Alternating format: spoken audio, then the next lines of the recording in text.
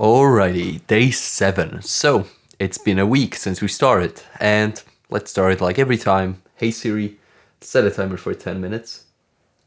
10 minutes starting now. Okay, so it's been a week since we started this challenge, and I hope that at least someone can see an improvement in my camera presence. I feel like I have made some progress, not really much, but I feel like I'm repeating myself, but I think that I have truly just been talking to the camera way more pleasantly. Like, I no longer needed a warm up before I shoot a video for YouTube. Like, I've been doing pretty much daily videos ever since I started this challenge because because I'm no longer scared of the camera and just talking to it as it is. Because before, it would probably take me like a solid 10-20 minutes to get ready to actually start talking and have a regular tone. Not like this overhypey tone when I was super like, oh guys, let's do this, like the classic YouTuber sounds. But I got pretty used to it. Definitely because of this challenge. This was a huge help, and I again have to thank Jones for letting me on this challenge and basically showing me this stuff. So, what are we talking about today? Well, first things first, as I promised yesterday, I didn't watch a single YouTube video today. And I have to say, it was amazing. I had so much more time. Like, I have to come clear here, I still wasted time today because, well, I was considering the thing that I was talking about yesterday where I wanted to disassociate watching YouTube videos and eating. And I did it successfully, but I kind of replaced the watching videos.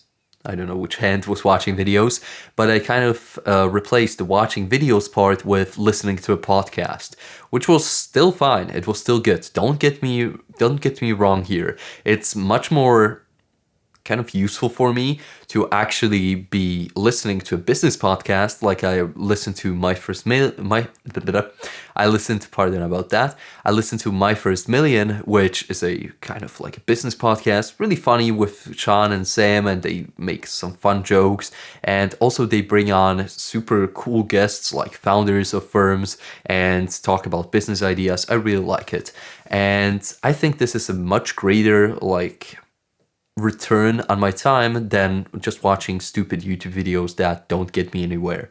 But it's still just entertaining myself, and I was finished with eating and I still kept listening, which I want to avoid because, well, I'm finished with eating in like, I don't know, 15-20 minutes, but then I keep on listening for another like 20 minutes and still go and grab more foods to just keep on listening, to give me a reason not to just sit there and listen to it, which I shouldn't be really doing. So I want to improve on that tomorrow, since tomorrow is again a no YouTube day. I can watch only, as I said yesterday, I can only watch YouTube on the weekends from now on. And it's been doing, I've been doing pretty all right. Like, not actually opening the YouTube website helps a ton because, well, if I don't see that somebody has uploaded a new video that I want to watch, I don't even know about it, so I'm not going to be, how do you say it? I'm not going to be really like encouraged to click on it. So I haven't been opening the YouTube app or the YouTube website to avoid these things. The other thing that I need to come clear about, I played video games today and I'm not proud of it. Yeah, I said that video games were a waste of time yesterday, but I have to say they are truly a waste of time. Like, I played this one video game, it's called Brawlhalla. I used to have like 2,500 hours on it. I wasted a ton of time on it, a ton of my youth on it, but I was still one of the best players in Europe in it, which is pretty cool, but is worth pretty much nothing to me. So I played it yesterday. I'm still pretty good at it because it's a fighting game. You don't really like lose skill in that, but it was only fun when I was winning. As soon as I started losing, I got back the feeling of just frustration and that, why am I wasting my time here? I could be doing so much more with my time. Thankfully, I implemented a new lesson that I learned yesterday from the author of Storyworthy, Matthew Dix. I'm pretty sure I talked about this yesterday too, but pardon. But he basically told on Ali Abdaal's podcast that if you want to truly give your all to an activity, like for example, he talks about writing books a lot because he's a writer, and you should dedicate every single moment that you have, like 5, 7, 9 minutes between tasks, to your primary goal, the thing that you actually want to be doing. And this is what I was doing today with editing my newest video for like my main tech channel.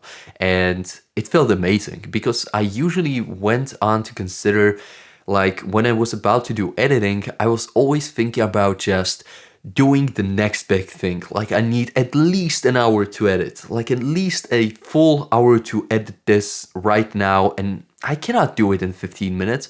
But as I broke it down and just gave myself like 7 minutes between like going, like waiting for my friend to show up and going to the gym, then those 7 minutes were used for editing, and I actually made some progress in it, which felt absolutely amazing. And over the course of the day, I actually finished the video a lot sooner than I expected. I finished it at like 2 p.m., which my videos usually get finished at like, I don't know, 7, 9 p.m. And then I have to do a thumbnail. I know that I'm supposed to be doing thumbnails before it because, well, you first need a thumbnail and a title because those are the first two things that people are going to see instead of your video itself. The video can be as good as possible, but if the thumbnail sucks, nobody will see it. And that's also one thing that I want to improve on these daily kind of vlogs that I have right here. And that's my thumbnails, because I've been doing the same stuff, the same boring stuff, just my face, literally a screen out of the video, so you can expect the same t-shirt as is on the thumbnail, on the video itself. And I've been just putting somewhere up here, I don't know which side, the day of basically the day I recorded it. So I need to think of something that is going to make it more interesting. I feel like this was kind of like the orange face right here, and I thought about changing up the background color for the next few ones, but I don't really know how to make this stuff more interesting when I'm just talking about stuff in front of a camera, basically. If you have any ideas, let me know in the comments.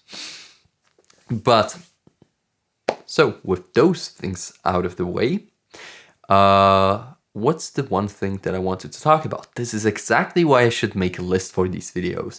Just talking about random stuff. I read Storyworthy today for the first time, literally, because before I just read the first few pages, but now I'm probably like an hour into the book. And he told some amazing stories. His life was actually really difficult, like Matthew Dix, he's the author, and his life was exceptionally difficult. He had some rough times, like almost getting shot, getting in a real hardcore car accident, and all of this unfortunate stuff that he's just experienced in life. Like, it does make you think that, oh, he probably has an advantage when it comes to telling stories. But he himself admits that the best stories aren't even those like near-death experiences, like that really interesting stuff. It's just the simple life stuff that pretty much everybody has in their lives. And he will be telling us in the book, when I read further, how to capture those everyday stories into our memory and not forget them. Just get a little bit of something every day. So far, I have learned that a story has to, like if you're telling a story to somebody and you want it to be actually interesting, then it has to imply some change. A change in yourself, in your character. It's way more interesting to hear a story from my point of view, let's say, like from your point of view, than if you were talking about Matthew's point of view, because you are connecting with the storyteller himself, not with the other person he's talking about. So that's one important lesson that you should be thinking about when telling stories.